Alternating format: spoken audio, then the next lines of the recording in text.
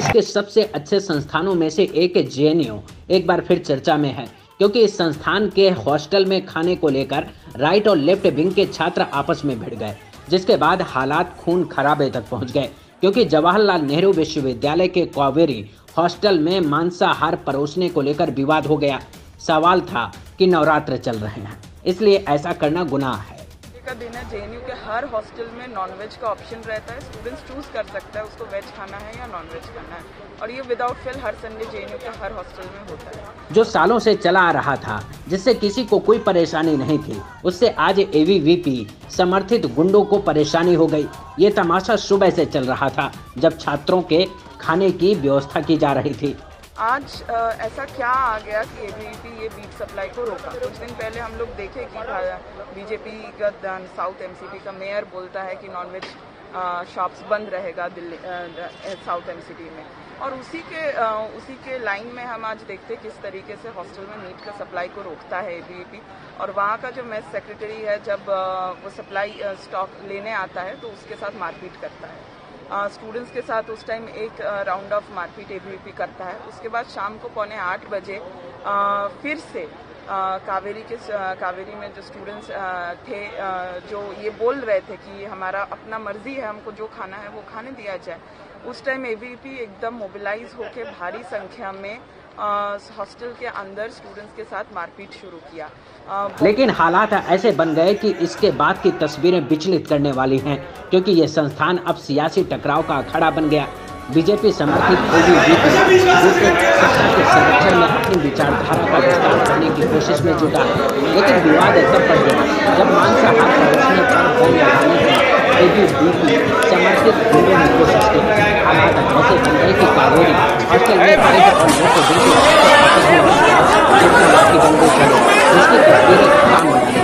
इन तस्वीरों में देख सकते हैं कि कुछ छात्रों के बीच लाठी डंडे चल रहे हैं। इसका असर ये हुआ कि कई छात्रों को हॉस्पिटलाइज कराना पड़ा, क्योंकि गंभीर चोटें आई हैं। लेकिन सवाल है कि किसको क्या खाना, ये कौन तय करेगा। हुआ था विवाद इस बात को लेके है कि एबीवीपी अपना जो सोच है वो लोगों पे थोपना चाहता है।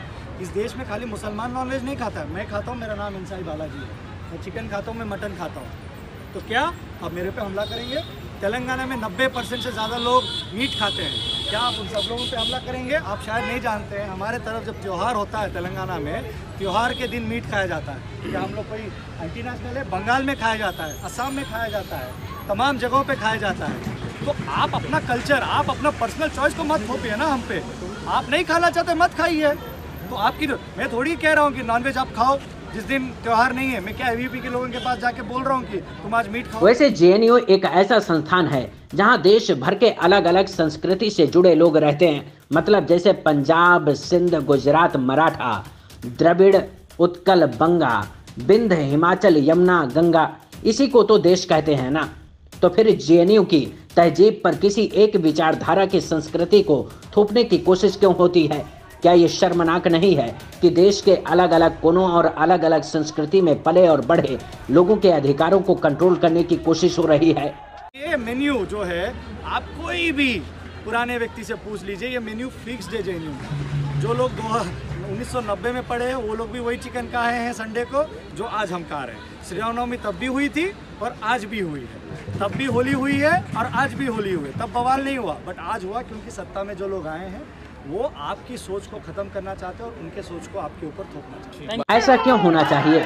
सोचिए, अगर मैं किसी को कहाँ जाना है, किसी को क्या खाना है, किसी को क्या पहनना है, अगर ये तय करने लगूं, तो फिर उसके जीने के अधिकारों का क्या मतलब है?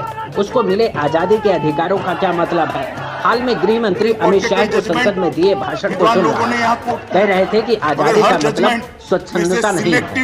कि स्वतंत्रता इस मात्रा में ही उपयोग होनी चाहिए कि किसी और की स्वतंत्रता का हनन न हो जाए। स्वतंत्रता का मतलब स्वच्छंदता नहीं होता है। स्वतंत्रता के दायरे हैं। स्वतंत्रता कानून के दायरे में संविधान के 4 कोने के बीच में दी गई है, और इस स्वतंत्रता की व्याख्या और किसी की स्वतंत्रता का हनन करने के लिए नहीं उपयोग की जा सकती। ये स्वतंत्रता नहीं।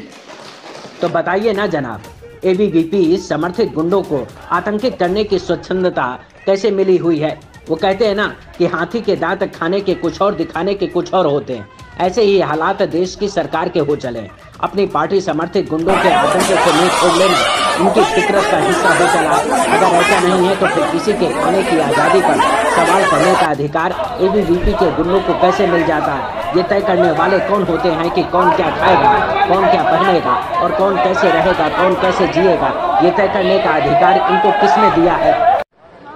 आज सुबह से एबीवीपी नॉनवेज खाना जो चिकन आज संडे है बनता है इसमें, उसके ऊपर रकस क्रिएट कर रहे थे।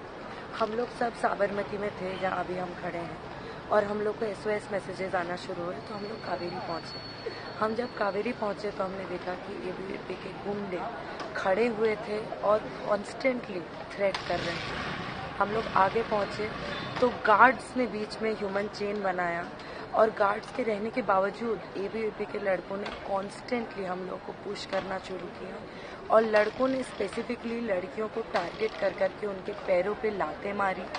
विक्रम नाम का एक लड़का है, उसने मेरा हाथ यहाँ तक खींचा, मरोड़ा and then he grabbed my breast. उसने मेरे साथ हरासमेंट किया, उसने मुझे मोलेस्ट किया। सोचिए, ये वो लोग हैं जो स्कूलों में धर्म न घुसाए इसलिए मुस्लिम बच्चियों को हिजाब नहीं पहनने देंगे, लेकिन जेएनयू में भगवा गमछा डालकर बीजेपी समर्थित एबीवीपी के गुंडे हुड़दंग मचाएंगे। दूसरी विचारधारा को मानने वाले छात्रों को आतंकित करेंगे और तर्क देंगे कि नवरात्र चल रहे हैं। गजब का तमाशा है। अपने अधिकारों की चिंता है लेकिन दूसरे के अधिकारों की चिंता नहीं है।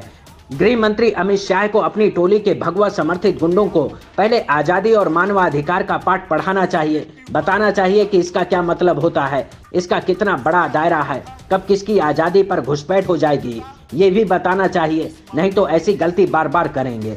तब लोग सवाल पूछेंगे कि संसद में खड़े होकर भाषणबाजी करना आसान है, जमीन पर अपनी पार्टी के समर्थित भगवा आतंक को रोक पाना आसान काम नहीं है। Bureau report, watch news. Subscribe to our YouTube channel and press the bell icon to get the latest update.